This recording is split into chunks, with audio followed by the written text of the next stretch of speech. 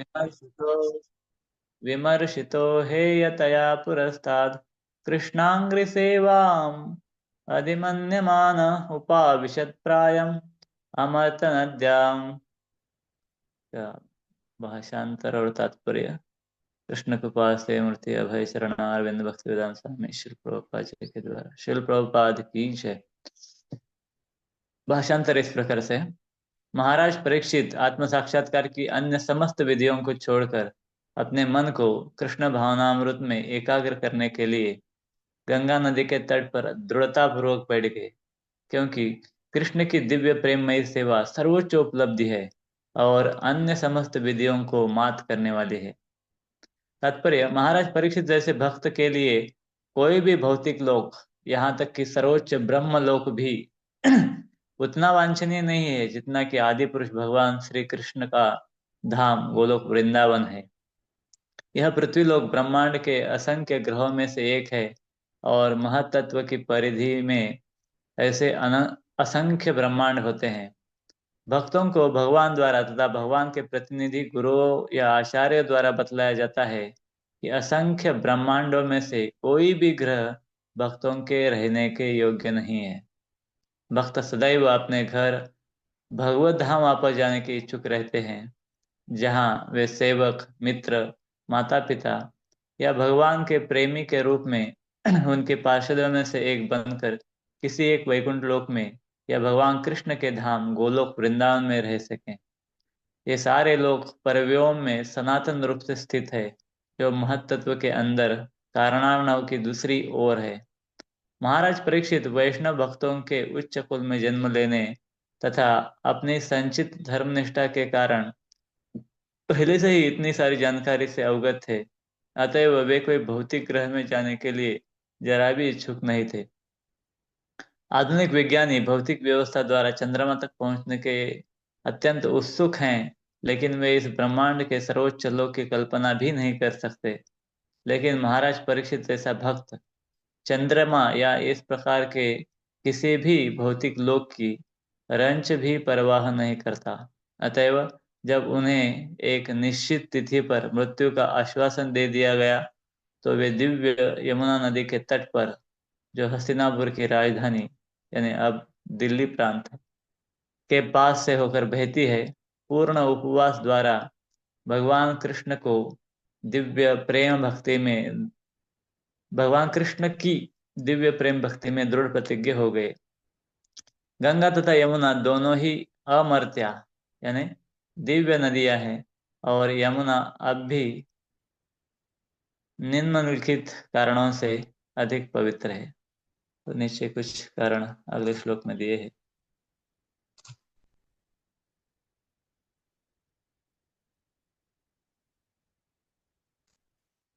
हरे Krishna.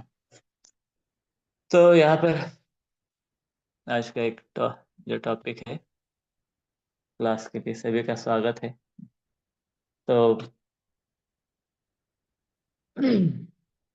Giving up material duties responsibly, इसके ऊपर हम थोड़ा सा चर्चा करेंगे। जैसे कि इस उदाहरण में हम देखते हैं, महाराज परीक्षित जब उनको समाचार प्राप्त हुआ, वैसे उनके संदर्भ में देखा जाए तो यह भगवत कृपा है, भगवत योजना है कि उन्होंने क्या किया। जब आखेट के लिए गए थे तो एक ऋषि के आश्रम में गए, शमीक ऋषि के आश्रम में और बहुत थके थे। पानी मांगा, ऋषि ने कोई जवाब नहीं दिया। गुस्से में आकर उन्होंने क्या किया, बगल में पड़ा हुआ सांप वो ऋषि के गले में डाल दिया और उधर से निकल आए। जैसे ही निकल आए तो उनको पछतावा होने लगा कि अरे मैंने क्या कर दिया, क्योंकि परीक्षित महाराज इतने गए गुजरे नहीं थे कि वो किसी ऋषि का अवमान करे।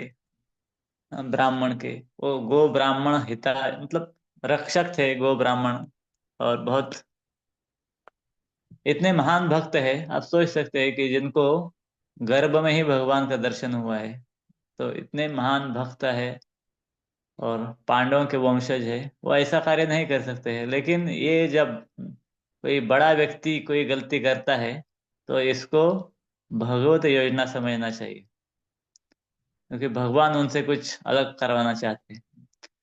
तो उन्होंने गलती से वो सांप डाल दिया, लेकिन जब वापस आ गए राजमहल में तो उनको लग रहा था कि अरे मैंने बहुत बड़ा अपराध किया है और इसका दंड मुझे अभी मिलना चाहिए।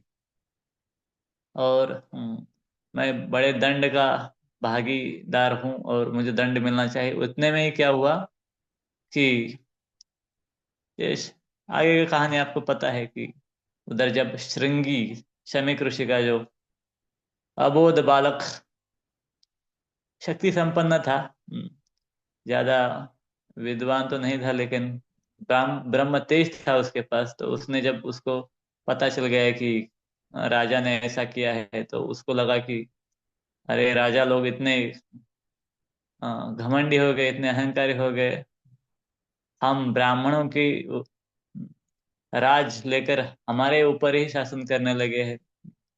ये तो घर में घर के बाहर कुत्ते जैसे रहते हैं ना, उसी प्रकार से रक्षक है हमारे।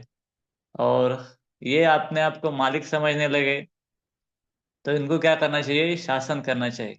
वैसे ऐसे ही होता था कि जब राजा महाराजा यज्ञ करते थे तो पूरा पृथ्वी का जो साम्राज्य है या पूरा सब जो भी उनका राज्य है वो बांट देते थे ब्राह्मणों में, क्योंकि यज्ञ करते हैं, यज्ञ यज्ञ में आए हुए ब्राह्मणों को पूरा बांट देते थे और ब्राह्मण वो लेते थे। और पूरा राज्य फिर शासन करने के लिए क्षत्रियों को देते थे। तो उन्होंने सोचा कि इनकी बहुत हिम्मत बढ़ गई है, तो वो अबोध बालक, वैसे उसको उसके दिमाग में कली घुस गया था। उस बालक के दिमाग में, प्रभुपद लिखते हैं तात्पर्य में, न कि परीक्षित महाराज के दिमाग में घुस गया था। तो उसने क्या किया, उधर शाप दे दिया परीक्षित महाराज को, जो ये परीक्षित को तक्षक आकर डसेगा 7 दिन के अंदर। और जब शमीक ऋषि को पता चल गया कि हमारे पुत्र ने ऐसा गलती किया है तो उसको बहुत डांटते हैं, क्योंकि राजा इतना धर्मशील था और अब भी परीक्षित महाराज के ऐसा शाप मिलेगा तो कली का संचार होगा, ये शमीक ऋषि जानते थे। तो उन्होंने इस शाप का जो अवबोध कराने के लिए किसी एक अपने शिष्य को भेज दिया। और जब परीक्षित महाराज को ये पता चल गया कि ऐसा ऐसा शाप मिला है, तो उन्होंने निश्चय कर दिया कि हम गंगा के तट पर जाएंगे। तो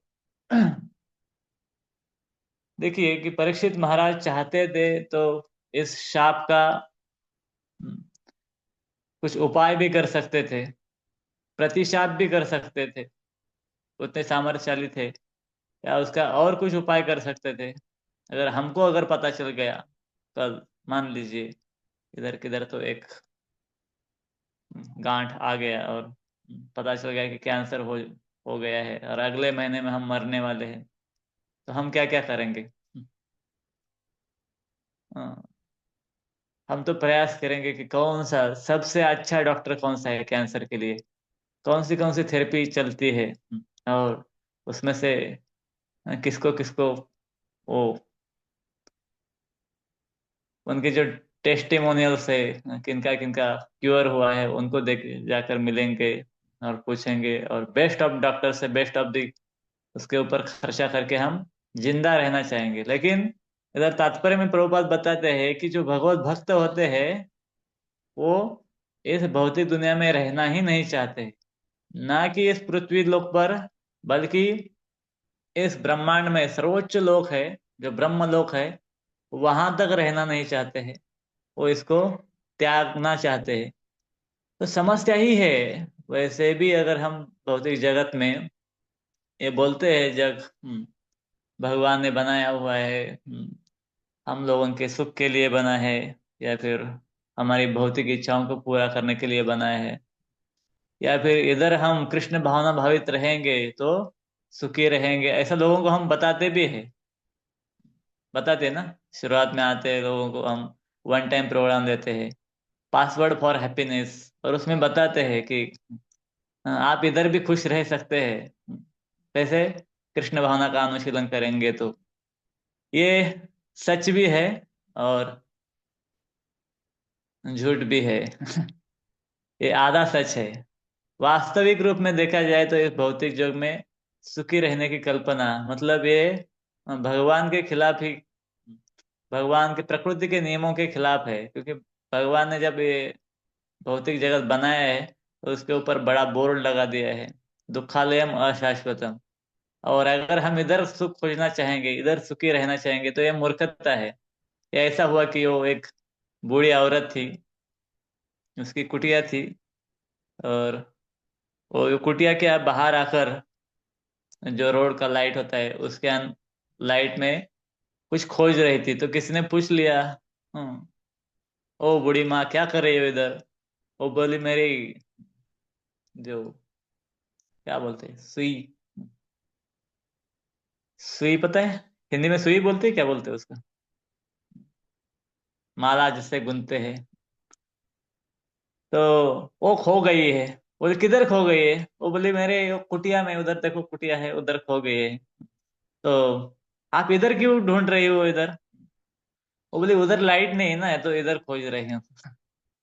तो ऐसे है कि कभी कभी हम इस दुनिया में सुख खोजना चाहते हैं, तो सुख तो है ही नहीं।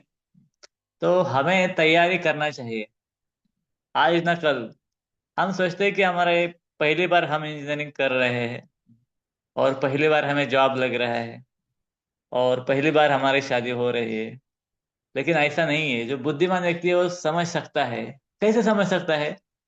Bye our inclinations, by our proclivities, by our जो, क्योंकि कोई भी चीज हम बार बार करने से उसका आदत लग जाता है। हम हर दिन हमको, मतलब रात हो गई जैसे 8 9 10 बज गए तो नींद आती है। इसका मतलब हमने उसका प्रैक्टिस बहुत बार किया है। हाँ, तब जाकर अभी क्या हो रहा है, 10 बजे नींद आ रहा है। हाँ, जैसे हम कुछ किए बिना, अलार्म लगाए बिना भी हमको हर दिन भूख लगती है। यानी हमने खाने का प्रैक्टिस बहुत बार किया है, इसके कारण वो अपने आप भूख लगती है। वैसे भी हमें वो मैथुन की इच्छा होती है, इसका मतलब ही ये है कि हमने बहुत बार मैथुन किया है। हमने बहुत बार ये संसार किया है, सब कुछ किया है। तो अभी तो कम से कम ऊब जाना चाहिए। तो गुरु महाराज बताते हैं कि संसार का मराठी में का बोलते हैं कि वीट आला पाहिजे, वीट। वीट मतलब एक प्रकार से घृणा, या फिर इस संसार से हम ऊब जाना चाहिए कि बहुत हो गया ये दुनियादारी। अब हम जाएंगे अपने प्रभु के घर।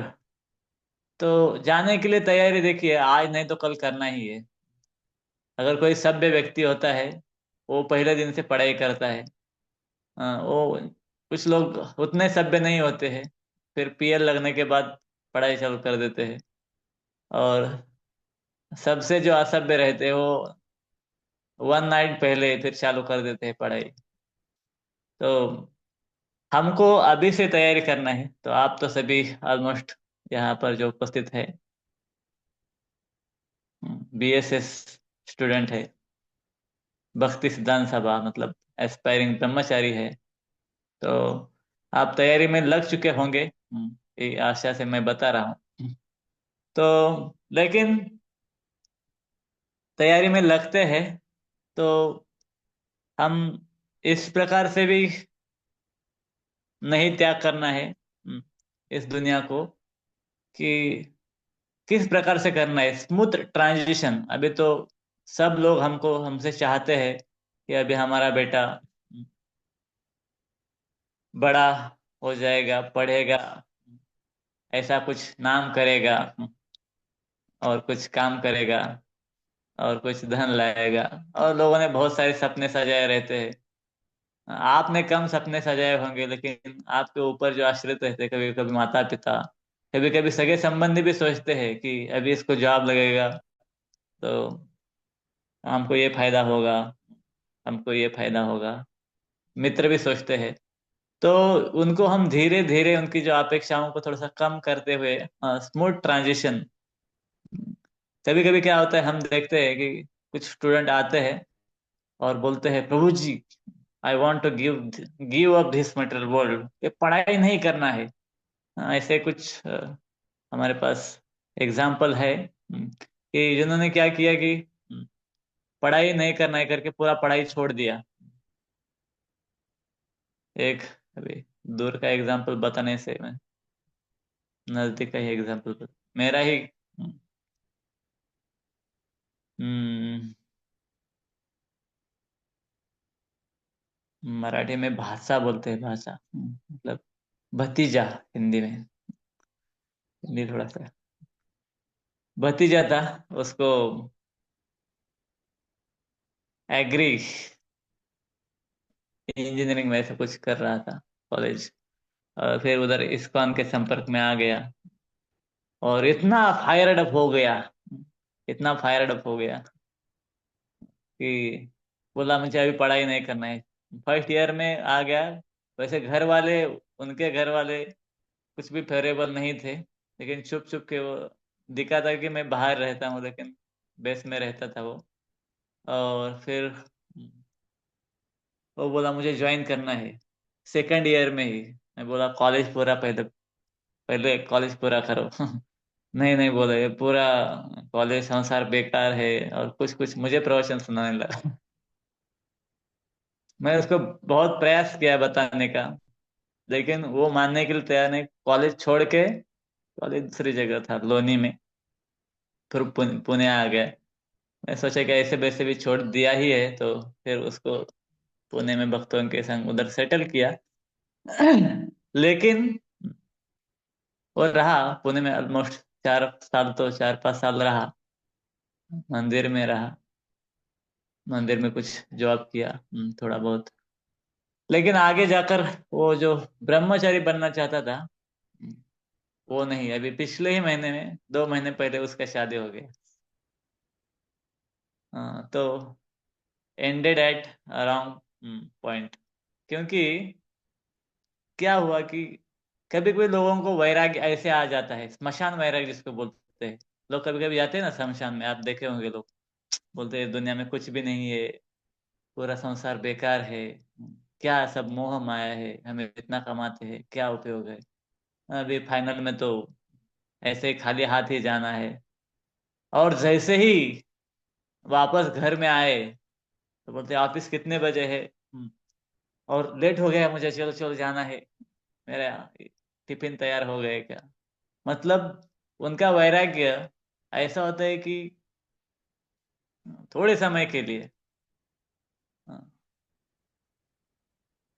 तो इस प्रकार के जो वैराग्य रहते हैं, फिर वो कभी कभी वो आवेश में आ जाते हैं, कभी सुनते हैं भक्तों से या कभी कभी शुद्ध भक्तों का संग होता है, तो उनके मन में ऐसा चक्कर चलने लगता है, दिमाग घूमने लगता है, और पेशेंस ज्यादा नहीं रहता है, उत्साह रहता है, लेकिन धैर्य और निश्चय वो कम रहता है। और फिर उनको लगता है कि मैं अभी सब कुछ छोड़ दूं। और अभी फिर छोड़ भी देते हैं, लेकिन उससे क्या होता होता है कि वो जो उत्साहमयी भक्ति रहती है, या फिर वो जो आवेश रहता है, वो ज्यादा दिन तक नहीं टिकता है। तो हमें ये चेक करने के लिए समय लगता है, कोई भी चीज इतना इंस्टेंट नहीं होता है, खास करके भक्ति में तो। कि एक दिन में साक्षात्कार हो गया कि ये दुनिया बेकार है, तो साक्षात्कार हो अच्छा ही है, लेकिन किसी के मार्गदर्शन में चलना चाहिए। तो नॉर्मली हम जब इंजीनियरिंग कॉलेज के जो स्टूडेंट रहते हैं, बेस पर रहते हैं, उनको एडवाइस रहता है कि वो वैसे सेकंड ईयर थर्ड ईयर में ही डिसाइड करते हैं कि आश्रम डिसाइड करते हैं, ब्रह्मचारी बनना है वगैरह। फिर हम उनको पूरा कॉलेज पूरा करके उसके बाद मिनिमम 2-3 साल जॉब करने के लिए, अकॉर्डिंग टू रिक्वायरमेंट, किसी को 4 साल भी करने की जरूरत हो सकती है। लेकिन उसमें भी लिमिटेशन है। ऐसा नहीं कोई बोलेगा मुझे 10 साल जॉब करना है और फिर आगे जाकर मैं ज्वाइन हो जाऊंगा, क्योंकि हर एक कार्य का एक समय होता है। जब वो समय क्रॉस हो जाता है तो बाय डिफॉल्ट प्रोग्राम एग्जीक्यूट हो जाता है। तो इसलिए हमें वैसे इंजीनियरिंग पास आउट होते होते 22 एज हो जाता है, और आगे 3-4 साल पकड़ लीजिए, 25-26-27 तक ठीक है। लेकिन कोई बोल रहा है कि नहीं, अभी 22 से 32 तक मैं जॉब करूंगा, और 32 33 या 35 साल होने के बाद ज्वाइन करूंगा। विरला हो सकता है कोई महात्मा, आपने काउंसलर से मार्गदर्शन ले सकते हैं, लेकिन यहाँ पर गाइडेंस मैं जनरली करूंगा। लेकिन नॉर्मली ये 25 26 ये एज है जब ज्वाइन करना चाहिए। तो ये हमारा कलयुग का स्थिति है। वैसे नॉर्मल बाकी युगों में 5 साल के बाद, 5 साल में ब्रह्मचर्य आश्रम ज्वाइन करते हैं। लेकिन कलयुग में 25 साल होने के बाद करते हैं। और फिर 50 साल होने के बाद गृहस्थ नहीं जाना है। तो इसलिए ये ट्रांजिशन जब करते हैं तो स्मूथ ट्रांजिशन होना चाहिए। इसलिए क्या करना चाहिए कि हमारे ऊपर जो आश्रित है उनका व्यवस्था ठीक से करना चाहिए। हम्म, अगर वो व्यवस्था नहीं करेंगे तो हमें कभी कभी फिर मुड़ के देखना पड़ सकता है, या फिर कुछ अ, ऐसे कुछ उदाहरण है हमारे पास, हमारे मंदिरों में भी है कि वो गिव अप करते हैं भौतिक जो संसार है, मटेरियल ड्यूटीज, कुछ सोचे बिना समझे बिना। और फिर कभी कभी उनके घर वाले उन पर आश्रित रहते हैं। घर में माता पिता है, उनका ख्याल रखना है। अगर आपको भाई वगैरह है और वो मटेरियली स्ट्रांग है, मतलब इकोनॉमिकली वगैरह, तो ज़्यादा जिम्मेदारी नहीं होती है। लेकिन जिस घर में अकेले ही संतान हो आप, और फिर माता पिता का उत्तरदायित्व आपके ऊपर है, ऐसे स्थिति में एक sufficient amount of money, depends upon आपका लिविंग स्टाइल क्या है इसके ऊपर। वो हो सकता है 2 लाख भी हो सकता है, वो 5 6 लाख भी हो सकता है। तो अमाउंट वो आपको सिक्योर करके फिर वो फिक्स डिपॉजिट में वगैरह आप रख सकते हैं माता के नाम पर। मोस्टली माता जी के नाम पर ही रखना चाहिए, पिताजी के नाम पर नहीं रखना चाहिए। पिताजी के नाम पर रखेंगे तो पिताजी और किधर तो इन्वेस्ट कर देंगे, या फिर और दूसरा कुछ उसको, फिर जब उसकी जरूरत होगी शायद वो धन उधर नहीं होगा। लेकिन माता जी के नाम पर रखेंगे अपने माँ के नाम पर, तो वो रहता है वैसे सालों साल, जब भी जरूरत होगी उनको। क्योंकि उनका बुढ़ापे में या फिर किसी घर में आपको माता पिता का कुछ फिजिकल इनकम्पेटिबिलिटी है, तो कोई मेड सर्वेंट वगैरह अरेंज करके उनके लिए, या किसी के ऊपर उनका जिम्मेदारी रख कर फिर आश्रम में आ जाना चाहिए।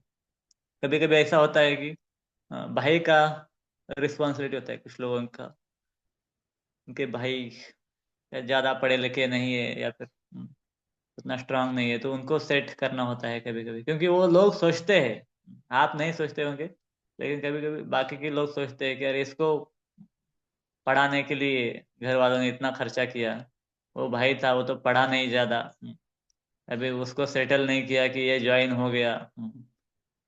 या फिर घर में कभी बहन रहेगी, उसका शादी वगैरह करना है, तो कभी शादी में कुछ विघ्न आ सकते हैं।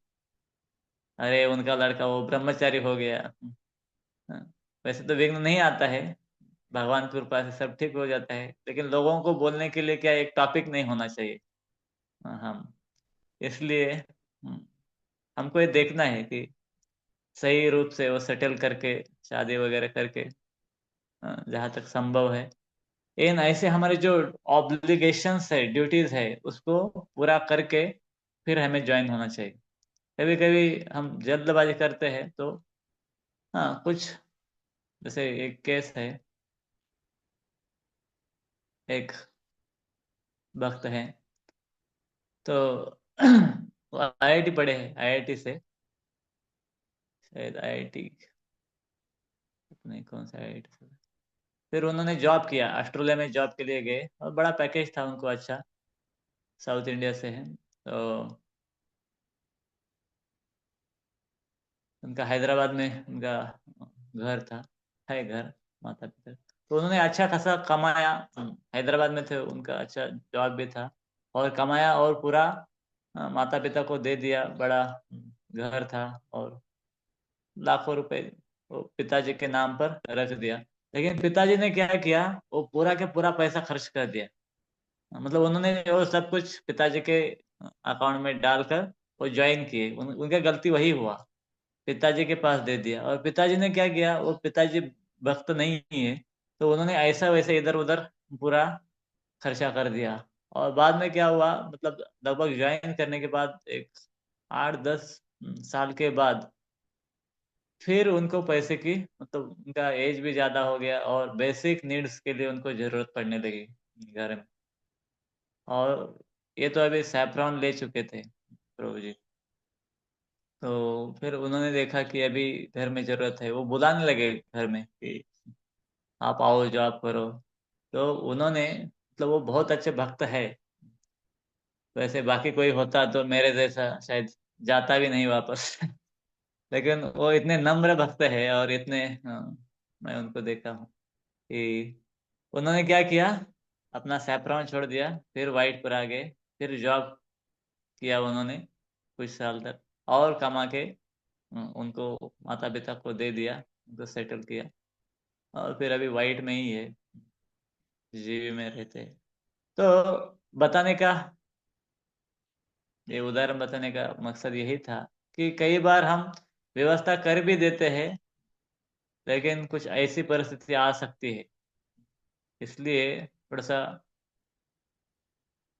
हाँ, जहाँ तक हमारा संभव है, जहाँ तक हम बेस्ट जितना कर सकते हैं वो करना चाहिए। आगे जाकर फिर कुछ एक्सेप्शन भी हो सकता है किसी के साथ, लेकिन हमारा जितना जिम्मेदारी है उसको हमें पूरा करना चाहिए।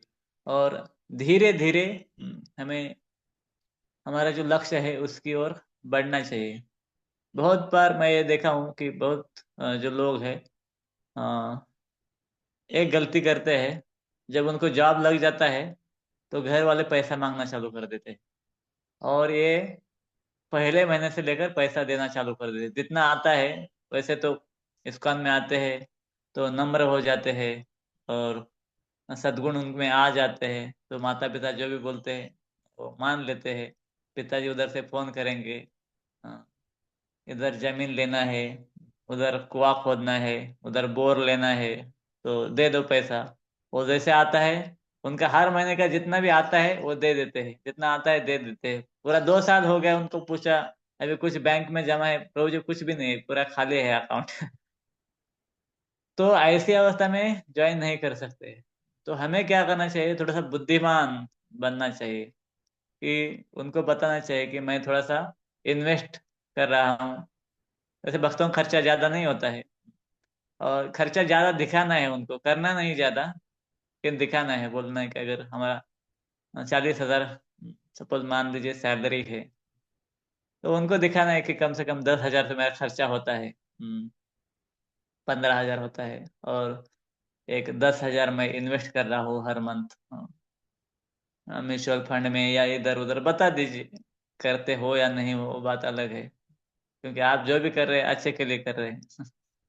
तो कभी कभी ट्रांसेंडेंटल मोरालिटी का भी हमको यूज करना पड़ता है। We don't just have to be moral, transcendentally moral. कुछ अच्छा पाने या रिजल्ट अच्छा आने के लिए ऐसा कभी कभी बोलना पड़ सकता है। तो उनको जितना आवश्यक है उतना दे दीजिए, लेकिन ऐसा नहीं है। हमने देखा है, मैंने मेरा खुद का देखा है कि मैं से जैसे ही मैं जॉब में लग गया, वैसे हमारे पिताजी, मतलब गांव के रहने वाले हम, और ज्यादा कुछ खर्चा नहीं, 2-4 हजार में फैमिली चल जाता है। ऐसा ही पूरा, और सब कुछ। लेकिन जैसे ही जॉब लग गया, मुझे जॉब लग गया, मेरे भाई को भी जॉब लग गया, एक साथ ही ऑलमोस्ट। तो फिर पिताजी ने इधर का 2 गुंठा लेना है बगल में, उधर कुआं खोदना है, ऐसा कुछ कुछ चालू कर दिया। फिर मैं समझ गया, 2-4 महीने में ही समझ गया। लेकिन मैंने फिर कुछ, ऐसे मेरा ज्यादा ऑब्लिगेशन नहीं रहा, थोड़ा कुछ इकट्ठा करके फिर देकर मुक्त हुआ।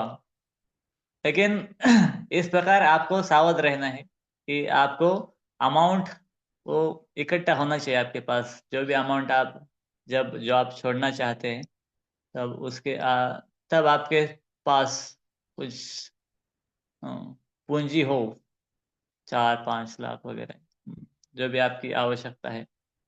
और फिर जब आपको गिव अप करना है टोटली, तो ये बहुत काम आता है। हमने देखा है, आप कितना भी बोलेंगे ना सच में, लेकिन लोगों को धन से प्यार होता है। आप जब उनको जब बड़ा धक्का लगता है कि ये पूरा ज्वाइन हो गया, और आप उनको उसी टाइम ये धन दे देंगे ना, तो बहुत वो धक्का कम हो जाता है।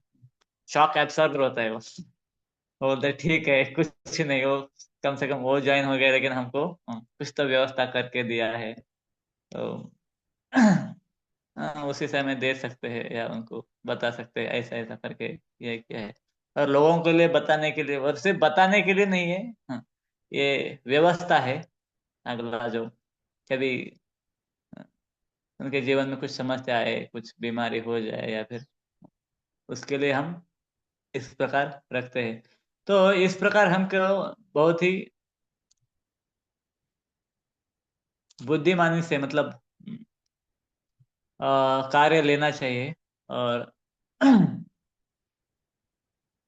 हमें इरिस्पॉन्सिबली ये छोड़ना नहीं है, बल्कि रिस्पॉन्सिबली। तो जैसे मैं बताया था कि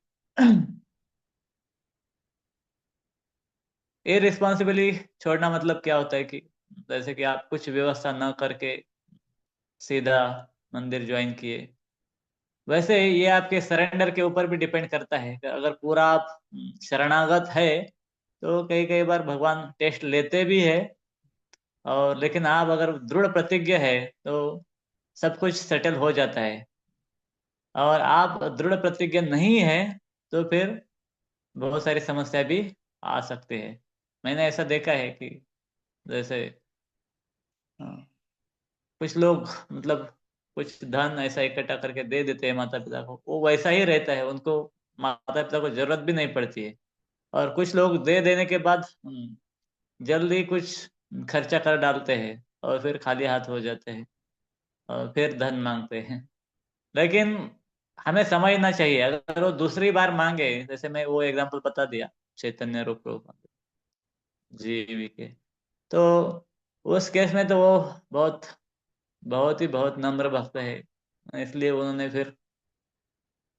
फिर मंदिर छोड़ के जॉब किया। लेकिन हमें देखना चाहिए कि अगर हमारा इस प्रकार एक्सप्लॉइटेशन ही हो रहा है, तो हमें ज्यादा उसमें फंसना नहीं चाहिए। अगर हाँ ऐसा है कि माता पिता कुछ कर ही नहीं सकते हैं और बहुत जरूरी है, हम अकेले ही है, तो उस वक्त हमें कुछ करना पड़ेगा। लेकिन अगर उनको कुछ लगता है, कुछ हो सकते हैं कुछ पेरेंट ऐसे भी कि इसको मांगेंगे तो फिर ये देता है, चलो हम खर्चा करते जाएंगे, ये हमें देता रहेगा। हाँ, फिर ये जॉब करेगा, हम धन मांगेंगे, तो इस प्रकार वो आपको फिर भौतिक दुनिया में लाना चाहते हैं, तो उससे हमें बचना चाहिए। वो हमें समझना चाहिए माया का ट्रिक कौन सा है। हम्म, हाँ, कहाँ तक हम एक्सटेंड कर सकते हैं, कहाँ तक हम हमारी भक्ति को मतलब एक बार, वैसे तो हमारा ये निश्चय होना चाहिए कि हमने एक बार ज्वाइन कर लिया, तो फिर मुड़ के देखने की जरूरत नहीं होनी चाहिए।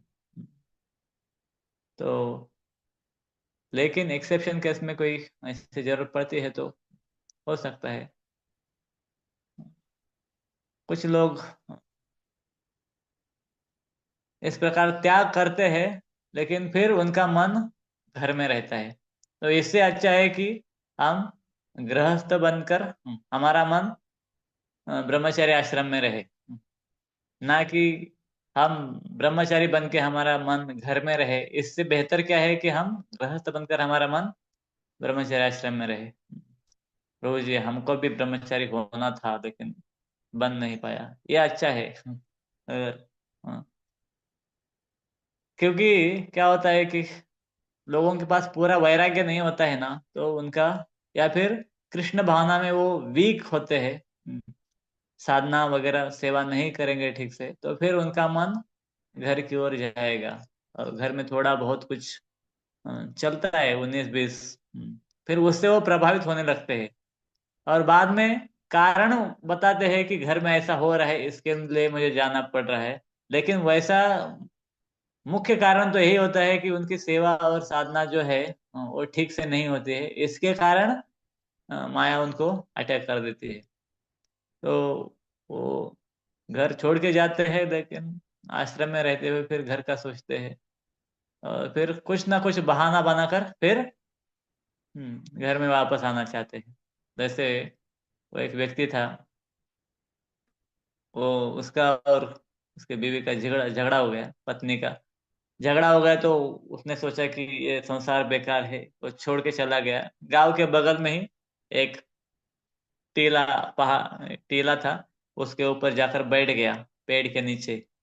अभी उसके पास कुछ माला वाला तो है ही नहीं, बैठ गया, भूख लग गया, अभी घर का याद आने लगा उसको। लेकिन अभी घर जाएंगे कैसे, बताया था अभी नहीं, मैं आऊंगा नहीं, बहुत झगड़ा किया था, बोला मैं छोड़ दिया ये आपको, अभी घर नहीं आऊंगा, बहुत उब गया। लेकिन क्या हो गया, उस गांव से, उसके घर के जो गांव से कुछ लोग आते थे गाय चराने के लिए, भैंस चराने के लिए उधर, तो उसके घर का भी भैंस उधर आ गया। और उस पेड़ के उधर जिधर वो था, तो इसने क्या किया, उस भैंस का पूंछ पकड़ लिया, और वो भैंस दौड़ने लगी। अभी दौड़ दौड़ के कहाँ आएगी भैंस, आप बता दीजिए। घर वापस आ गई, और वो उसकी पूंछ छोड़ने के लिए तैयार नहीं है। और वो क्या बोल रहा है, वैसे मराठी था इसलिए मराठी में वो बोल रहा था, आगा आगा म्हशी मला कुठे नेशी, मतलब हे भैंस, मुझे कहाँ लेकर जा रही हो। तो वो भैंस का बहाना बना के घर वापस आना चाहता है, इसलिए उसने पूंछ पकड़ा था। इस प्रकार कुछ लोग क्या करते हैं, घर का कुछ बहाना बनाकर पूंछ पकड़ते हैं, बोलते हैं हमारे घर में ऐसा हो रहा है, अभी इसलिए मुझे जाना पड़ेगा। वैसे कुछ होता नहीं है, लेकिन बहाना तो मिल ही जाता है, बहाना बना देते हैं। तो इस प्रकार का वैराग्य भी नहीं होना चाहिए। दूसरे कुछ लोग ऐसे होते हैं कि जॉब लग जाता है ना उनको, बहुत टेंशन होता है उधर। ये तो इनको पढ़ाई करने की आदत नहीं, थोड़ा सा आलसी होते हैं, तमोगुणी। हाँ, तो पढ़ाई भी ठीक से नहीं किया, फिर अभी जॉब में लग गया, उधर भी ठीक से काम नहीं किया, तो उधर बॉस का प्रेशर, ये वो प्रेशर। और फिर वो प्रेशर से जब उनको मंदिर में आते हैं ना, तो अच्छा लगता है, इधर कोई प्रेशर नहीं है, और खाने के लिए प्रसाद मिलता है और सब कुछ, सब लोग अच्छा अच्छा बोलते हैं, उधर ऑफिस में गाली मिलता है। तो फिर वो आलसी, ऐसे लोग फिर मंदिर में वो चाहते हैं कि वो फिर हम क्या करेंगे, ब्रह्मचर्य आश्रम ज्वाइन करेंगे। लेकिन द्रौपद ने बताया है कि ये हमारा जो मोमेंट है, या फिर brahmachari, temple is not meant for lazies and crazies. ISKCON is not a free hotel, Prabhupada Shrimad Bhagavat में लिखे, परपड़ में, और कई सारे लेटर में भी लिखे हैं। लेकिन भागवत में पढ़ेंगे आप, 5वां कैंटो, जड़ भरत का कहानी, रघुगण का उपदेश है ना, उसमें एक तात्पर्य में प्रभुपाद लिखे है कि ये फ्री होटल नहीं है। मतलब कोई आराम करना चाहता है इसलिए आश्रम ज्वाइन कर रहा है, तो you are at wrong place. तो आपका वैराग्य ये कैसे हो गया फिर, हाँ, उनको लगता है कि ये मेरा वैराग्य है, लेकिन वो वैराग्य नहीं होता है, वो तमोगुण होता है। तो ये जज कर पाना बहुत मतलब मुश्किल है, क्योंकि क्या है, सिमिलर ही लगता है। एक वैरागी व्यक्ति, उसको लगता है कि ये दुनिया बेकार है, और एक तमोगुणी व्यक्ति है, उसको भी लगता है दुनिया बेकार है, उधर बहुत काम करना पड़ता है, इधर अच्छा से बैठो, आराम से, कुछ नहीं करना है, खाली माला फेरना है। लेकिन माला भी फेर नहीं सकता है, क्योंकि तमोगुण रहेगा, तो फिर या फिर सेवा होगी तो इस प्रकार का वैराग्य भी कुछ काम का नहीं है। मरकट वैराग्य, बंदर भी कुछ नहीं करता है, कभी खुद के लिए घर नहीं बनाता है, इतना वैराग्य होता है। लेकिन जब बारिश आती है ना, तो इधर उधर, इधर तो अपना सहारा या फिर शेल्टर ढूंढ लेता है, और खाली फलाहार लेता है। और यहाँ तक कि कोपिन भी नहीं पहनता है ब्रह्मचारी। कितना स्ट्रांग ब्रह्मचारी है, ब्रह्मचारी नहीं लेकिन उसकी 10 10 20 20 बीवियां होती है। तो इस प्रकार का ब्रह्मचारी नहीं चाहिए, आलसी। तो हमें क्या करना चाहिए, पूरा व्यवस्था करना चाहिए। हम जब भी, क्योंकि क्या है कि शुरुआत, जैसे भगवत गीता में भी बताते हैं भगवान के ध्यान योग में, आरुरुक्ष मुनिर योगम कर्म कारण उच्यते, रोगा योगारूढ़स्य तस्यैव शमः कारणम उच्यते। तो शुरुआत के स्टेज में है जो भक्ति के, जिनकी उतनी प्रगति नहीं हुई है, तो उनके लिए कर्म साधन है। मतलब भौतिक कर्म करके वो फिर अपने इंद्रियों को दमन करेंगे, और फिर जाकर वो कृष्ण भावना में स्थित हो सकते हैं। ऐसा नहीं है कि गृहस्थ आश्रम बेकार है, इस प्रकार से तो नहीं है। उनको और थोड़ा सा 25 साल आपके पीछे अ, आ सकते हैं। लेकिन जो योगारूढ़स्य, जो योग में प्रगति किए हैं, उनके लिए भौतिक क्रियाओं का शमन यही साधन है। मतलब हमको क्या करना चाहिए, भौतिक क्रियाओं को फुल स्टॉप देना ही चाहिए। तो जैसे गुरु महाराज बताते हैं, वैसे आज गुरु महाराज का संन्यास एनिवर्सरी है, 49th संन्यास एनिवर्सरी। वैसे तो लोग ज्यादा से ज्यादा 25 साल संन्यास में रहते हैं, 75 से लेकर 100 तक अगर कोई। लेकिन देखते हैं गुरु महाराज का इतना स्टेडी और इतना पूरा प्रचार करते हुए 50 साल लगभग, 49th संन्यास एनिवर्सरी। हम तो अभी इधर सोलापुर में है, बुक डिस्ट्रीब्यूशन के लिए आए हैं। लेकिन पंढरपुर में आज सेलिब्रेशन हो रहा है छोटा सा। तो महाराज जी बताते हैं, उनकी एक कहानी मुझे याद आ गई कि महाराज ऐसे बैठे थे प्रभुपाद के सामने, और अपना पैर ऐसा हिलाने की, मतलब हम बैठने के बाद पैर हिलाते हैं ना, ऐसा इस प्रकार। हाँ, तो वो पैर हिलाने की उनको आदत थी। तो प्रभुपाद ने उनको देख लिया ऐसे पैर हिलाते हुए। हाँ, और प्रभुपाद बोले, स्टॉप इट, बस उतना ही। और महाराज जी समझ गए कि प्रभुपाद क्या बोल रहे हैं, कि ये जो भौतिक दुनिया का ये जो सर्कल चल रहा है, इसको स्टॉप करने के लिए मुझे बोल रहे हैं। और फिर उसी चीज को लेकर महाराज जी ने दृढ़ निश्चय किया कि मैं संन्यास लेना चाहता हूँ। और फिर प्रभुपाद के पास गए, आप तो जानते ही। तो 1975 साल, हाँ।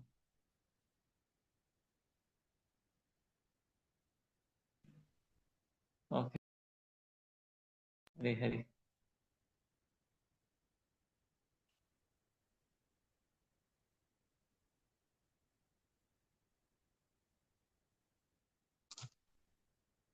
हरे कृष्ण। तो 72 में, 72 में ज्वाइन किए थे, और 75 में, सोच लीजिए महाराज का आयु कितना था, 26 साल का सिर्फ। और 26 साल की आयु में महाराज जी ने संन्यास लिया। हम तो 30 हो गया फिर भी ब्रह्मचारी होने के लिए सोचते हैं अभी, और 1 साल तो हमें प्रेरणा लेनी चाहिए गुरु महाराज के इस संन्यास एनिवर्सरी के उपलक्ष्य में। तो एक सन्यासी जो होता है, मुझे अभी मैसेज मिल रहा है कि कुछ महाराज के बारे में बताइए। सन्यास, सन्यासी गुणों के बारे में। ऐसे सन्यासी गुणों के बारे में मैंने कभी सोचा नहीं था, लेकिन एक सन्यासी जो होता है वो पूर्ण रूप से अ, अपने परिवार से विरक्त हो जाता है।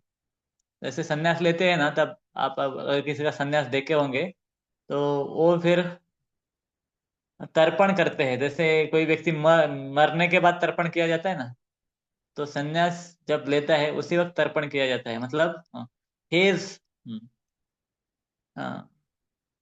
सामाजिक दृष्टिकोण से देखा जाए तो he is no more dead. अभी उसका किसी भी घर के साथ, किसी भी व्यक्ति के साथ, किसी भी परिवार के साथ कोई भी संबंध नहीं है। अभी सीधा जो संबंध है वो भगवान के साथ है, और फिर भगवान के सब जीवों के साथ भगवान के थ्रू संबंध है। तो महाराज जी के जीवन में भी हमने देखा है कि महाराज जब घर छोड़कर आ गए, आपने सुना होगा कि घर वापस जाना नहीं चाहते थे, लेकिन घर वाले सभी आ गए और उनको वापस जुहू में थे तब, और अनुनय विनय करने लगे कि उधर माँ बहुत बीमार है और कुछ खा नहीं रहे, पी नहीं रहे। तो महाराज जी गए कृपावश, और उनको बहुत प्रयास किया महाराज जी को कि उनके निश्चय को अ, ये करने के लिए निश्चय ढल जाए, इसलिए ऐसा बहुत सारे प्रयास किए। किसी देव जो हॉरोस्कोप देखते हैं उनके पास लेकर गए, किसी देवी देवताओं की पूजा की, और उनको संगीत सुनाते थे उस वक्त। ये 1972 की घटना है। उस वक्त उनके गांव में एक ही घर में रेडियो था, उसके ऊपर वो हीरो हीरोइन के गीत सुनाते थे, ताकि ये सुनकर भौतिक इच्छा उनके मन में जगे। लेकिन जब महाराज जी वो गाना सुनते थे, उसमें हीरो गा रहा है, तो महाराज जी सोचते थे कि अभी कृष्ण गा रहे हैं। तो हीरोइन गा रहे हैं तो महाराज सोचते थे कि अभी राधा रानी गा रहे हैं। उनके जो कपड़े थे वो नहाने के लिए गए, और उनके जो धोती कुर्ता वो सब उन्होंने क्या कर दिया, उसे छिपा के रख दिया, और उनको पैंट शर्ट पहनने के लिए दिया, लेकिन वो पहने ही नहीं। देखिए कितना मतलब हर प्रयास किया गया उनको मनाने का, लेकिन इतने दृढ़ प्रतिज्ञ अड़िग थे अपने अ, विश्वास के ऊपर। और फिर वहां से एक बार घर छोड़ के आए तो घर गए ही नहीं। आप तो बोलेंगे कि महाराज जी फिर हर साल तो जाते थे आरोड़े में। संन्यास लेने के बाद महाराज जी गए और उधर हरे कृष्ण फेस्टिवल चालू किया। गए लेकिन प्रचार के लिए गए, घर में नहीं गए। वो कहाँ पर गए? हरे कृष्ण केंद्र में गए, सेंटर में गए, और क्या किया? उनका विशाल हृदय देखिए कितना महाराज जी का, कि महाराज जी ने पूरा घर ही नहीं, उनके सब परिवारजन ही नहीं, पूरे सभी पूरा आरोड़े जो ग्राम है उनको भक्त बना दिया। तो दोनों चीज है, एक तो महाराज जी का ये विशाल हृदय है, और फिर भी इतना विशाल होते हुए भी जो संन्यास धर्म के जो सभी नियम कानून है उनका पालन बहुत स्ट्रिक्टली महाराज जी करते हैं। और सन्यासी जैसे एक जगह कभी रुकता नहीं, महाराज जी भी हमेशा ट्रैवलिंग करते रहते हैं। हालांकि वैसे आप देखिए, सोच लीजिए कि महाराज जी जब से सन्यास लिए हैं, मतलब 25-26 साल की आयु से, तब से भ्रमण कर रहे हैं। कोई व्यक्ति देखिए अगर ऑफिस में जॉब भी करता है, 4-5 साल जॉब करता है तो आपका प्रमोशन हो जाता है। शुरुआत में आप डेवलपर है, 5-10 साल के बाद आप मैनेजर बन जाते हैं। कुछ काम नहीं करना है, सिर्फ अभी काम में लगाना है। ऐसा होता है, सभी जगह होता है। लेकिन और उनका जो एक्टिविटी कम होता है। जैसे सीनियर होता है उनका एक्टिविटी कम कम होता है। लेकिन देखते हैं हम इस्कॉन में गुरु महाराज के बारे में और सभी सन्यासियों के बारे में, जैसे उनका आयु बढ़ रहा है वो और एक्टिविटी कम करने के बजाय और एक्टिविटी ले रहे हैं। लेकिन शरीर का तो लिमिटेशन है, वो शरीर हजम नहीं कर पाता है इतना सारा, इतना एज में। वैसे ये हमारा दुर्भाग्य, या हम रिस्पॉन्सिबिलिटी नहीं ले रहे, इसलिए उनको ये करना पड़ रहा है। तो हम्म, सबसे निवेदन है, या फिर आप जल्दी से ज्वाइन हो जाए। महाराज जी बोलते हैं कि शोल्डर माय बर्डन, कि मेरे कंधों के ऊपर बहुत सारी जिम्मेदारी है, आप उसको शोल्डर देने के लिए जल्दी से जल्दी जितने लोग आएंगे तो फिर उनके शोल्डर का बर्डन कम होगा। तो एक शिष्य को क्या करना चाहिए, गुरु के बर्डन को लेना चाहिए खुद को, ना कि गुरु के कंधे के ऊपर बोझ होना चाहिए। उसको बोलते हैं बर्डन इन द शोल्डर। तो ऑलरेडी पूरा जिम्मेदारी इसको उनका ले रहे हैं, उसमें शिष्य और रिस्पॉन्सिबिलिटी ना डाले, बल्कि वो क्या करे, महाराज जी का जो जिम्मेदारी है वो ले ले। तो आज ये बहुत सुनहरा मौका है, अवसर है। आप प्रण ले लीजिए, कुछ दृढ़ प्रतिज्ञा कीजिए कि जल्दी से जल्दी हम महाराज जी की सेवा में उपस्थित हो जाएंगे। वैसे समय हो चुका है, मैंने क्वेश्चन आंसर का भी समय शायद ले लिया, पता नहीं क्या, कौन है अभी, कृष्ण प्रसाद प्रभु है? यस प्रभु जी, क्वेश्चन आंसर्स ले सकते हैं अभी, लाइक। ले सकते हैं, ओके ठीक। और आप किसी अगर थोड़ा, प्रश्न है तो पूछ सकते हैं। If you want to say something more then you may also do this प्रभु जी, इफ यू लाइक। नहीं, अभी तो मैं वैसे महाराज के बारे में बता सकता हूँ थोड़ा बहुत, लेकिन फिर ये बढ़ते जाएगा। इससे अच्छा है कि प्रश्न, अगर कोई क्वेश्चन आंसर है तो पहले पूछ लीजिए, और उसके बाद भी अगर कुछ मुझे बताना है तो मैं बताऊंगा। हरे कृष्णा। तो किन्हीं भी डिवोटी का कोई भी प्रश्न है तो प्रभु जी से पूछ सकते हैं। आप सेल्फ अनम्यूट कर सकते हैं खुद को और प्रश्न पूछ सकते हैं। एंड सब एक इम्पॉर्टेंट अनाउंसमेंट है, सभी डिवोटीज अपना अटेंडेंस है वो गूगल फॉर्म में मार्क कर दे। ये गूगल फॉर्म आपके जूम चैट में भी हमने पेस्ट किया है, और आपके व्हाट्सएप ग्रुप पे भी उस लिंक को डाला है। तो अपना अटेंडेंस है वो जरूर मार्क करें, और जो डिवोटीज बेस से कंबाइन ज्वाइन किए हैं वो इंडिविजुअली अपना अटेंडेंस मार्क करें। Okay. Yes, please ask your questions.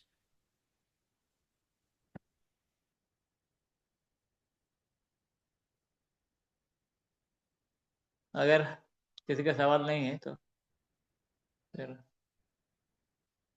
इसे समय तो हो चुका है।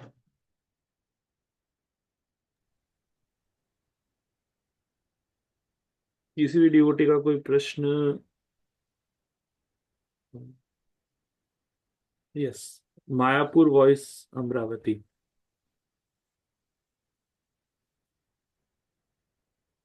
हरे कृष्णा प्रभु जी, दंडवत प्रणाम।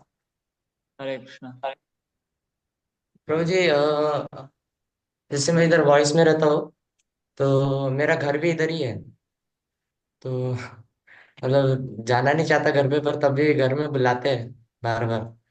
और जब मतलब घर में तो सब जन ऐसे बहुत कम है, मतलब कंडीशन नहीं है हमारी ऐसी कि वॉइस के ऐसे सब लक्ष्मी देके रहना। पर तब भी प्रभु जी हम थोड़ा सा किए है कि वॉइस में मुझे रुकने दिए। पर घर वाले मना करते हैं कि इधर आने के लिए, सब करने के लिए। तो क्या इन सबको इग्नोर करना चाहिए प्रभु जी की क्या? इट डिपेंड्स कि सिर्फ मना कर रहे हैं मतलब मत जाओ ऐसा ऐसा इतना ही बोलते हैं और ज्यादा कुछ बोलते नहीं। या यहाँ इतना तक है तो उसको समझ लेना चाहिए कि वो बोल रहे जाओ करके, लेकिन वो ये भी चाहते हैं कि वो ब्रह्मचारी ना बने, इसलिए वो बोलते हैं कि मत जाओ। लेकिन कोई स्ट्रांगली अपोजिशन ले रहे हैं। यस प्रभु। तो अगर कोई स्ट्रांग अपोजिशन है मतलब तो उस केस में आप थोड़ा सा सोचना पड़ेगा, क्योंकि आपके आने से हर बार वो ज्यादा गुस्सा हो रहे हैं, खास करके पिताजी वगैरह। माँ तो ज्यादा गुस्सा कभी ऐसे बहुत सारे घरों में नहीं होती, और उससे आपके भक्ति को कुछ बड़ी ये सेटबैक हो सकती है आगे जाकर।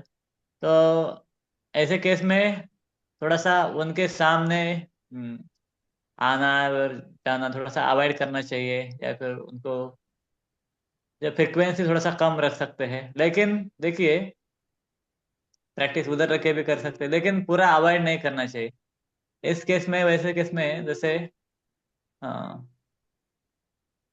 वो उदाहरण दिया जाता है ना कि एक जो प्रिया होती है, अपने प्रियकर का क्या करती है वैसे, उसका शादी दूसरे किसी के साथ हो जाता है, वो पति का बहुत अच्छा सेवा करती है। कभी लगता नहीं कि ये बाहर किससे आ सकता है, लेकिन उसका चिंतन वो अपने प्रियकर का करती है। इस प्रकार हमें रहना चाहिए कि घर में ऐसा रहना है, पिताजी के सामने थोड़ा सा नाटक भी करना है कि पिताजी का कभी पैर दबाना है। वैसे ये नाटक नहीं है, असल में करना ही चाहिए, एक सभ्य व्यक्ति सभ्य, तो लेकिन अगर ऐसा नहीं, थोड़ा सा एक्स्ट्रा करना है कि उनको लगना चाहिए कि हाँ। और कभी कभी वो बोलना चाहते हैं, लेकिन आप अगर उनके ऊपर कुछ ऐसा एक्स्ट्रा फेवर कर रहे हैं, फेवर मतलब फेवर नहीं बोलते एक्स्ट्रा ऐसा कुछ कर रहे हैं, तो वो बोलना चाहते हैं लेकिन वो बोल नहीं सकते। ऐसे रहते ना, हम कभी कभी परमिशन मांगने के लिए स्कूल में जाते हैं, वो कुछ उल्टा बोलना चाहते हैं कि उसके पहले हम उनको प्रसाद देते हैं, और प्रसाद लेने के बाद वो कुछ अपोजिशन में बोलना चाहते हैं, लेकिन वो भी वो बोल नहीं पाते।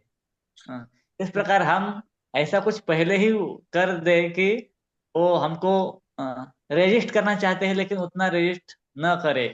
इस प्रकार उनके सामने बर्ताव करना है, लेकिन हमारा पूरा दिल हृदय तो इधर वॉइस में रखना है, मायापुर वॉइस में, मायापुर में। और जब भी मौका मिलता है तो चौका मार देने का, आ जाने का, भक्तों का संग करने का। तो इस प्रकार से, लेकिन अगर बहुत ही स्ट्रांग आगे जाकर वो आपका माला ही खींचने वाले नहीं बोल, या बोलने वाले कल कि कल से घर में मत रहो, इतना अपोजिशन होने वाला है, तो थोड़ा सा घर में ही रहिए, थोड़ा सा शांत। जैसे कि रघुनाथ भट्ट, नहीं, गोपाल भट्ट गोस्वामी को चैतन्य महाप्रभु ने बताया था कि आप घर में ही रहो जब तक आप आपके माता पिता है, और उसके बाद उनका देहांत होने के बाद वो गोपाल भट्ट गोस्वामी फिर ज्वाइन किए चैतन्य महाप्रभु को। इस प्रकार से, अगर उनका तो स्ट्रांग ऑपोजिशन वगैरह नहीं था, लेकिन कुछ समय तक आपको रहना पड़ सकता है, क्योंकि अभी तो आप डिपेंडेंट है, मतलब आप ना जॉब कर रहे हैं, ना अभी कॉलेज में पढ़ाई कर रहे हैं, अभी कॉलेज भी बीच में छोड़ नहीं सकते, और घर में माता पिता से हर बार पिताजी से पैसा भी मांगना पड़ता है, और उनका सुनेंगे नहीं तो कल पैसा नहीं मिलेगा। तो हमें एक कूटनीति होती है शत्रु अगर हमसे बड़ा है तो उससे लड़ना नहीं होता है, उसके साथ तय करना, मतलब उसके मैत्री करना होता है माया अगर प्रबल है तो थोड़ा सा माया के साथ होने का नाटक करना है, दिल तो हमारे कृष्ण के पास ही रखना है, ठीक है। हरे कृष्ण प्रभु जी। और प्रभु जी ये भी प्रश्न था कि जैसे मेरे दो बहन हैं, तो वो लोग भी मतलब भड़काते रहते हैं मम्मी पापा को कि क्या जाता है, ऐसा करता है वैसा करता है। तो मेरे माता पिता क्या करते हैं ना, उन लोग को ज्यादा ध्यान देते हैं। वो लोग क्या सोचते हैं कि ये तो आगे चल के छोड़ ही देगा, तो उन लोग को ज्यादा ध्यान देते हैं। तो उसमें मुझे पढ़ाई में भी बड़ा दिक्कत आ रहा है। तो कभी कभी मतलब स्टार्टिंग में ऐसा था कि ऐसा लगता था कि अभी ज्वाइन कर लो, आज ही ज्वाइन कर लो, जैसे आप कहे कि मरकट वैराग्य वैसे था प्रभु जी। और अभी उसके प्रति मतलब थोड़ा अभी लगता है कि थोड़ा पढ़ाई लिखाई में थोड़ा मन लगना चाहिए। तो उसके लिए भी अभी लक्ष्मी नहीं दे रहे, तो फिर उसके लिए भी क्या जॉब करके फिर करना सही रहेगा क्या प्रभु जी अभी के लिए? हम्म, आपके ऊपर ध्यान नहीं दे रहे, मतलब उनको, उन्होंने पकड़ लिया है कि आप ज्वाइन करने वाले हैं। हाँ। ये तो बहुत अच्छा है हम उनके ज्वाइन लिए कर बता देते हैं जिनको छोड़ने के लिए तैयार नहीं है लेकिन फिर भी आप आपका पढ़ाई जो भी है कंप्लीट कीजिए, जैसे तैसे भी हो सकता है। थोड़ा सा मीठा मीठा बोल के उनके साथ रहिए, जहाँ तक पढ़ाई चल रहा है, और पढ़ाई पूरा कीजिए, क्योंकि अभी चालू कोई तो चीज किया है तो उसको पूरा करना भी अच्छा है। कई कई बार लोग उसको बोलते हैं कि तो भगोड़े हैं, छोड़ के कोई काम नहीं कर सकते हैं इससे, और हमको भी लगता है कभी कोई बोल देगा ना, मैं करके दिखाता हूँ। वैसे इतना भी हम लोगों का जो बोलते हैं सीरियसली नहीं लेना चाहिए। कभी कभी ब्रह्मचारी ज्वाइन करने के बाद तो ऐसे भी बोलते हैं कि जान दो ये लोग संसार नहीं चला सकते हैं, उनका इतना कैपेबिलिटी नहीं है करके ज्वाइन किए हैं। लेकिन उसके लिए हम ऐसा नहीं करेंगे कि हम जाकर 10 शादी करके उनको दिखाएंगे, देखो मैं कैपेबल हूँ, लेकिन फिर भी मैं अकेला हूँ। तो उतना तो सहना चाहिए हमको। लेकिन आपके केस में वैसे आप, आपके जो काउंसलर है उनसे भी मार्गदर्शन ले लीजिए, केस टू केस एनालिसिस के अंदर नहीं होगा। लेकिन अच्छा है अगर उनका पूरा उन्होंने मान ही लिया है कि आप ज्वाइन करने वाले हैं, तो ज्यादा समस्या नहीं है। पढ़ाई पूरा करके फिर आप थोड़ा कुछ जॉब करके, लेकिन थोड़ा सा जब जहाँ तक है थोड़ा सा शांति से घर में रहिए, थोड़ा सा उनका कुछ सेवा कीजिए, माता पिता का, थोड़ा शांत हो जाएंगे। ऐसे उनका प्रेम नहीं है ऐसा नहीं होता है, लेकिन थोड़ा सा गुस्सा हो जाने के बाद दिखाते नहीं है। तो हरीश। ठीक है। हरे कृष्णा। प्रभु जी, एक दो दो हैंड और रेज है, तो हम और प्रश्न ले सकते हैं। हाँ।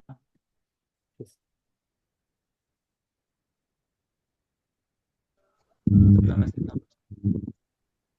तो प्रभु मेरा एक क्वेश्चन था कि जैसे कि जो ब्रह्मचर्य बनता है और गृहस्थ, वो दोनों के बीच में मेरे को ये है कि क्वेश्चन पूछना था कि ब्रह्मचर्य को इतना मतलब खाने पीने की और सोने के भी इतना क्यों, मतलब ऐसे होता है कि जैसे कि पूरा अधिक से अधिक ज्यादा सो जाते हैं, अधिक से अधिक खाना खाते हैं, लेकिन गृहस्थ लोग के पास टाइम नहीं है।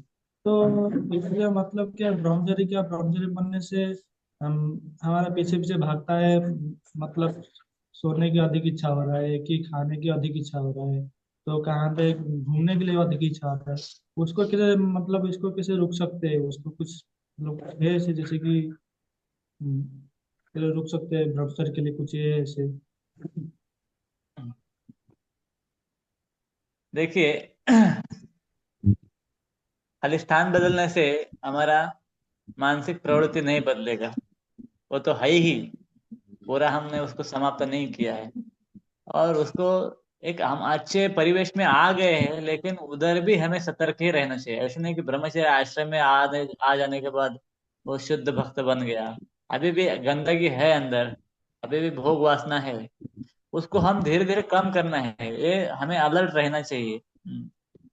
जो बुद्धिमान व्यक्ति है ना, वो शब्द सुनकर, गीता में आप सुने होंगे कि बताए कि कुछ लोग अपनी मानसिक जो अपनी इच्छाएं हैं उनको,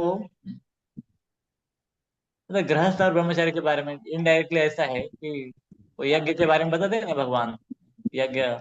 तो कुछ लोग जैसे गृहस्थ होते हैं, वो अपनी मानसिक जो इच्छा है उसको पूरा करके इंद्रिय अग्नि में उसकी आहुति डालते हैं, मतलब जो भौतिक इच्छा है उसको पूरा करके फिर वो यज्ञ करते हैं। और ब्रह्मचारी को बताया है कि वो श्रवण आदि के द्वारा, और फिर अ, वो श्रवण इतना ध्यान से करते हैं और इंद्रियों को संयमित करते हैं, उससे वो उनकी जो इच्छा है वो जलकर भस्म हो जाती है और उनका मन शांत हो जाता है। लेकिन अगर हम ठीक से ध्यान पूर्वक श्रवण नहीं करेंगे, या फिर श्रवण करना मतलब अथॉरिटी का सुनना, श्रवण करना मतलब हरे कृष्ण महामंत्र ध्यान पूर्वक सुनना, हाँ, इसको बोलते हैं श्रवण। खाली हेडफोन लगाकर दिन भर रहना इसको श्रवण नहीं बोलते। तो जो भी कुछ बोलते हैं हमारे वरिष्ठ, उनको उसको वैसे करना, उसको श्रवण बोला जाता है। तो ये नहीं करेंगे ना, तो हमारे अंदर की जो भौतिक इच्छा खत्म नहीं होगी, फिर वो आश्रम में आकर भी फिर वो भोग करना चाहेगा। लेकिन ये भोग अभी पूरा मटेरियल भोग नहीं हुआ, वो कृष्णा कॉन्शियस। वो बाहर लोग जाते हैं ना, वड़ा पाव इस गा इधर, वैसे तो 2 टाइम खाना सफिशिएंट होता है, लेकिन फिर भी किधर वड़ा पाव दिख गया उधर जाएंगे, किधर होटल में जाएंगे, इधर उधर जाएंगे, वो उस प्रकार उनका भोग का शमन कर रहे हैं। और हम आश्रम में आने के बाद 9 बजे 4 बजे प्रसाद होता ही है, उसके बाद देखेंगे अभी 12:30 बज गया, चलो पीछे से बैकअप में जाएंगे। चलो कोई गेस्ट आ गया, प्रोजी चलिए हमारे पास गोविंदा है, तुलसी स्नैक है, उधर चलिए। थोड़ा नहीं प्रोजी, मैं मेरे लिए नहीं, वो गेस्ट को लेकर गया था। गेस्ट को लेकर गया था वो, लेकिन उनके साथ गेस्ट तो एक वड़ा पाव दे लिया, आपने तो 2 खा लिए। लेकिन मतलब क्या करते हैं कि हम कृष्ण भावना में भी वही भोग प्रवृत्ति हम्म, हाँ, लगाना चाहते हैं, लेकिन इससे शमन नहीं होगा। हम बोलते हैं कि हाँ प्रसाद खाने से वो शमन होगा, लेकिन वो प्रसाद की भावना ही नहीं रहेगी। आप अगर इसको रोकेंगे नहीं ना, तो वो भावना धीरे धीरे कम हो जाएगी। प्रसाद प्रसाद बोलकर हम नहीं खाएंगे, उसको भोग करके ही खाएंगे, और फिर उससे शुद्धिकरण नहीं होगा। प्रभुपाद शुरुआत के दिनों में जब वो ब्रह्मचारी ज्वाइन होने के लिए आता था, तो उसको बोलते थे कि ज्यादा से ज्यादा खाना चाहिए। और बाद में तो ऐसा है कि प्रभुपाद बाद में मतलब क्या, ऐसा नहीं कि प्रभुपाद उनके साथ 20-25 साल रहे। 1-2 साल में ही ऐसे कुछ इंसिडेंट्स है कि प्रभुपाद एक जगह गए, भक्त किसी घर में, कांग्रेगेशन के घर में, और भक्त बहुत अच्छा उन्होंने तो किया था प्रभुपाद के स्वागत के लिए। प्रभुपाद ने थोड़ा खा लिया, प्रभुपाद बाकी भक्त देख रहे कि खाते जा रहे, खाते जा रहे, खाते जा रहे। वो सब होने के बाद जब बाहर गए तो प्रभुपाद ने बोला कि कभी कांग्रेगेशन के घर में जाते तो इतना नहीं खाना चाहिए। प्रभुपाद ने पूरी भी गिन लिया था, ये भक्त ये ब्रह्मचारी ने कितना पूरी खाया, उसने कितना खाया। तो मतलब क्या है कि प्रभुपाद बोलते हैं कि हमें गोस्वामी के मूड में रहना चाहिए। तो शुरुआत में ठीक है, उसका जो भोग इच्छा है कम से कम टिका के रखने के लिए उसको बोला जाता है कि गले तक खाना चाहिए। हाँ, लेकिन शुरुआत में मतलब क्या, बहुत नया नया है। और उसका बाहर बाहर का आकर्षण ज्यादा है, उसके लिए बोला गया है। लेकिन अभी 1 साल हो गया, 2 साल हो गया, 4 साल हो गया, 10 साल हो गया, प्रभु जी येलो से व्हाइट में आ गए, व्हाइट से सैफरन में आ गए, फिर भी खाते जा रहे, खाते जा रहे हैं। फिर ऐसा आगे पेट निकल के आ गए। तो इस प्रकार नहीं है, तो ये ठीक से नहीं पालन करने के कारण ही फिर ये भौतिक इच्छा है जो आपने बताया ना, ये सब भौतिक इच्छा है। इस प्रकार कोई भी हो, फिर उनको लगता है यात्रा में जाना चाहिए, क्योंकि मन स्थिर नहीं है ना, तो वो आपको घुमाते रहेगा। तो उसको लगेगा कि ये मंदिर ठीक नहीं, फिर दूसरे मंदिर में जाना है, या फिर यात्रा में जाना है, फिर और खाना है। और फिर खाएंगे तो सोना तो कंपलसरी है, क्योंकि बॉडी उसका नीड है उसको पचाने के लिए, हजम करने के लिए। ज्यादा खाएंगे तो ज्यादा सोना पड़ेगा। ये भौतिक इच्छाओं का बवंडर है। तो ये अपने आप थमता नहीं है। आप कोई भी कपड़ा पहने तो आपको उसके लिए प्रयास करना चाहिए। हाँ, एक तो निश्चित है कि इसको थमाने के लिए भौतिक इच्छाओं को, तो ये अच्छा आश्रम है, बहुत कंट्रोल सिस्टम है, लेकिन उसको भी पालन करना चाहिए। उसको भी अगर नियम कानून को कोई तोड़ना चाहता है तो कितना बार कोई बता सकता है। आश्रम में तो प्रवचन में बताते हैं, ऐसे क्लास में बताते हैं, कुछ नियम कानून भी लगाया जाता है, लेकिन लोग हर छुपके चोरी चोरी वो देखता है कब इंचार्ज जाएगा। कभी कभी मैं वो लॉक तोड़ के फिर महाप्रसाद लूंगा, किसी भक्त ने रखा है उसके टेबल से चुरा लूंगा बिना पूछे, रूम से ब्रह्मचर्य के लॉकर ढूंढते रहूंगा, किसी के लॉकर में कुछ ना कुछ मिल ही जाएगा। इस प्रकार अगर वो दृढ़ प्रतिज्ञ है कि कैसे भी करके मुझे भोग करना ही है, तो उसको भगवान भी नहीं रोक सकते। तो इन शॉर्ट समझ लीजिए कि ये भौतिक इच्छाएं है, और इनको हम प्रयास पूर्वक खत्म करेंगे तभी। ऐसा नहीं सबके बारे में होता है, ऐसा नहीं है, लेकिन जो रोकना नहीं चाहते, कुछ लोग ऐसे ऐसा सोचते हैं कि आश्रम हम ज्वाइन कर लिए तो अपने आप शुद्ध बन जाएंगे। नहीं, अपने आप किधर भी कुछ भी नहीं होता है, ऑटोमेटिक कुछ भी सिस्टम नहीं है। हम उधर भी प्रयास करना पड़ेगा, ब्रह्मचर्य आश्रम में भी, और उधर थोड़ा सा आसान होगा प्रयास, और ज्यादा योगदान दे सकेंगे। ठीक है, आपको समाधान हुआ? तो और एक क्वेश्चन था मेरा, तो कि हम अभी थोड़ा बुक डिस्कशन आ रहे हैं, तो मैंने काफी इस लेक्चर में सुना है कि मतलब मैंने दासनाम से अपराध सुना कि कोई अभक्त को आपने कृष्ण के बारे में पता करे तो आपकी अपराध लग जाए। तो इसमें प्रभु बोर्ड डिसीजन में तो समझना पड़ उनको तो समझना पड़ेगा कि भगवान के ये कि उसने तो उसको तो नहीं समझ क्या ये अपराध लगेगा हमको। तो भक्त भगवान तो बताते हैं कि अभक्त को वैसे नाम अपराध है कि अभक्त को नाम की महिमा के बारे में बताना। तो अभी ये बुक डिस्ट्रीब्यूशन में सीधा हम नाम के बारे में तो नहीं बताते हैं, कुछ लोग इसलिए कुछ भक्त मतलब इनडायरेक्टली बुक डिस्ट्रीब्यूशन करते हैं। हम जाते हुए तो सीधा भगवान ने बताया और इसके बारे में बड़ा आध्यात्मिक है ऐसा कुछ बताते नहीं। ये बोलते हैं this is the book of knowledge. कई बार भक्त बोलते हैं मतलब बुक डिस्ट्रीब्यूशन के लिए अलग अलग टेक्निक्स लगाते हैं। उनको बताना चाहिए क्योंकि भगवान ने खाली हालांकि नियम रखा है, लेकिन मैं सुना था कि भगवान के जो भक्त है वो भगवान से भी अधिक दयालु होते हैं। हम्म, तो वो क्या करते हैं, भगवान के नियम कानून को भी तोड़ते हैं। किसके लिए? भगवान को भक्तों के मतलब वो अभक्तों को भक्त बनाने के लिए। वो खुद के लिए नहीं तोड़ते हैं, लेकिन ऐसा प्रयास करते हैं और टेस्ट करना चाहिए। अगर टेस्ट करके कोई हम अगर बताते जाएंगे, अ, बताने के बाद उसका अगर गुस्सा बढ़ रहा है भगवान के प्रति और वो नास्तिक है, तो उसको छोड़ देना चाहिए। हम टेस्ट करने के लिए तो मना नहीं है। हम लोग कैसे पता चल जाएगा, किसी के इधर तो नहीं लिखा होता है कि ये भक्त है, शुद्ध भक्त है, अभक्त है। तो हमें टेस्ट करना चाहिए, बताना कम से कम चालू कर सकते हैं बताना। और हमें समझ में आता है उनके रिएक्शन से, अगर ये सुनने वाला नहीं है तो उसको छोड़ दीजिए, उसको बार बार उसके पीछे मत पड़िए। बाकी बहुत सारा दुनिया पड़ा है जो मासूम है, जो द्वेष नहीं करते हैं, उनको जाकर बताइए। लेकिन कोई द्वेष कर रहा है, उसका द्वेष बढ़ रहा है, ऐसे सांप को दूध पिलाने से क्या फायदा? तो उसका केवल विषवर्धन ही हो जाएगा। तो ऐसे सांप जब पता चलेगा ये सांप है करके, या फिर ये भगवान के प्रति द्वेष करता है, तो उसको छोड़ दीजिए। उसके पीछे ज्यादा मत पड़िए।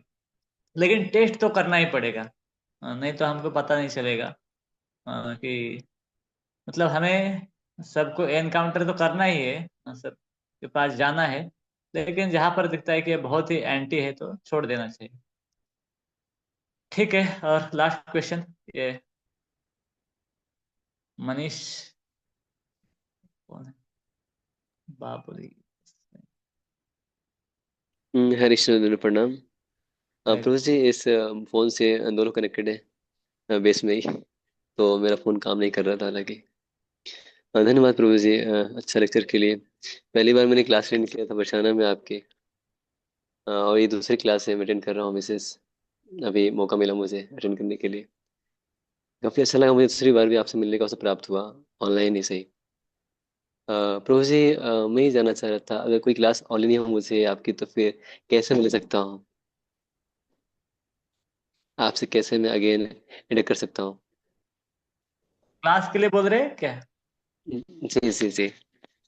हाँ, क्लास तो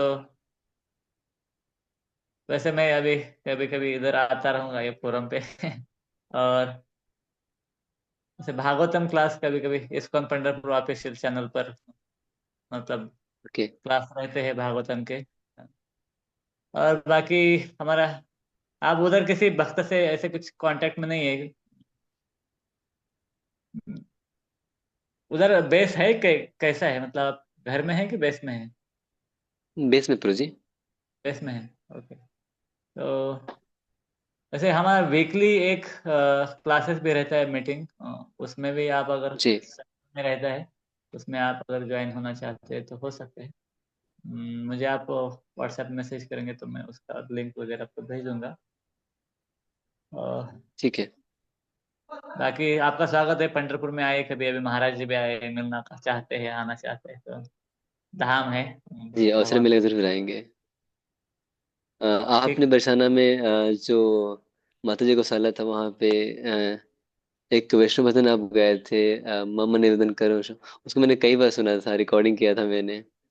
और शायद मैं पहली बार सुन रहा था वो भजन अपने जीवन में। और आई थिंक 100 से पहले मैं सुन लिया उस भजन को। काफी मुझे अच्छा लगा था। आपके साथ रिकॉर्डिंग किया गया मैं सुन रहा था। उसके बाद वो रिकॉर्डिंग डिलीट हो गया था बीच में। फिर पूछ रहा था भक्तों से कि प्रभु जी कहाँ रहते हैं कैसे रहेगा उनसे मिलना है मुझे। तो फिर अगेन मुझे अवसर प्राप्त हुआ। काफी खुशी हो रही मुझे काफी क्लास मुझे मैसेज के ना माध्यम कुछ मिला। ना ट्यून मेरा रहता है ना शब्द मेरे हैं, सब ये प्रभुपाद के हैं। और मैं जो भी गीत गाता हूँ आपने सुना होगा, मैं महामंत्र भी गाता हूँ, महाराज जी के ही ट्यून गाता हूँ। वैसे मतलब उनका गाना इसलिए नहीं, जो मैंने सुना वही आता है। मतलब मैं ज्यादातर कीर्तन सुना हूँ ज्यादा, महाराज जी का ही सुना, इसलिए महाराज जी का ही टून गाता हूँ। और प्रवचन भी जितना सुना, वैसे परम पूज्य राजनाथ स्वामी महाराज के सुना मैं जब शुरुआत के दिनों में, 3 साल में मुंबई में था। और उसके बाद जी गुरु महाराज का या फिर राधे श्याम प्रभु का, तो सब इनका ही कॉपी रहता है मेरा। आप सुनेंगे तो मेरा कुछ नया नहीं, तो आप डायरेक्टली महाराज जी का सुन सकते हैं, या फिर राधे श्याम प्रभु को सुन सकते हैं, प्रभुपाद को सुन सकते हैं, या फिर जितना हो। मैं मेरा तो वही प्रयास रहता है, कॉपी पेस्ट। धन्यवाद। हरे कृष्ण। हरीश बोल प्रणाम। हरे हरे कृष्णा। तो हम हिज ग्रेस धनुर्धर अर्जुन प्रभु जी का धन्यवाद करेंगे। प्रभु जी ने आज के टॉपिक पे हमें काफ़ी अच्छे से गाइड किया, किस तरह से हमें प्लान करना है। तो एब्रप्टली प्लान नहीं करना है, और सोच समझ के प्लान करना है, और भगवान पे हमें डिपेंडेंट रहना है। तो अलग अलग स्टेज पे अलग अलग अंडरस्टैंडिंग के साथ प्रभु जी ने हमें गाइड किया, और गुरु महाराज जी की संन्यास क्वालिटीज़ के बारे में भी बताया। और सबसे इम्पोर्टेंट, प्रभु जी ने सभी डिवोटीज के जो भी प्रश्न थे उनको बहुत अच्छे से आंसर किया। तो हम प्रभु जी का धन्यवाद करेंगे। एक बार हरे कृष्ण महामंत्र बोल के। हरे कृष्ण हरे कृष्ण कृष्ण कृष्ण हरे हरे, हरे राम राम राम हरे हरे। और प्रभु जी के चरणों में निवेदन करेंगे कि वो समय समय पे आके हमें इसी तरह से गाइड करते रहे इस प्लेटफॉर्म पे। So thank you so much Prabhu ji. और सभी डीओटी से रिक्वेस्ट है कि वो अपना अटेंडेंस है वो ज़रूर गूगल फॉर्म में मार्क करें, ताकि हम उसको प्रॉपरली आपके काउंसलर तक सेंड कर सके। अब तो लास्ट 2 क्लासेस में भी सभी लोग नहीं भर पाए हैं। हमने प्रयास किया है कि सभी लोग उस गूगल फॉर्म में अपनी अटेंडेंस को मैनेज करें, जिससे कि हमें पता चल पाए आप कौन से सेंटर से कनेक्टेड हैं, कौन से टेम्पल से कनेक्टेड हैं, और आपके काउंसलर कौन है। बिकॉज यहाँ पे अटेंडेंस हम लेते हैं तो ओनली आपका नाम हमको रिफ्लेक्ट होता है। तो ये हमारे लिए पॉसिबल नहीं बन पा रहा कि आप कौन से सेंटर से हैं और कौन से काउंसलर से कनेक्टेड हैं। तो हम सभी भक्तों से रिक्वेस्ट करते हैं कि वो गूगल फॉर्म में अटेंडेंस है वो ज़रूर मार्क करें, जिससे कि हम प्रॉपरली इसको आगे रिवर्ट कर पाए। धन्यवाद। हरे कृष्णा। सबका धन्यवाद, और खास करके कृष्ण प्रसाद प्रभु का भी, प्रभु जी ने मुझे सेवा दे दिया सब। हरे कृष्ण। जय श्री प्रभुपाद की जय, उपस्थित भक्त वृंद की जय, गौर प्रेमानंदे हरि।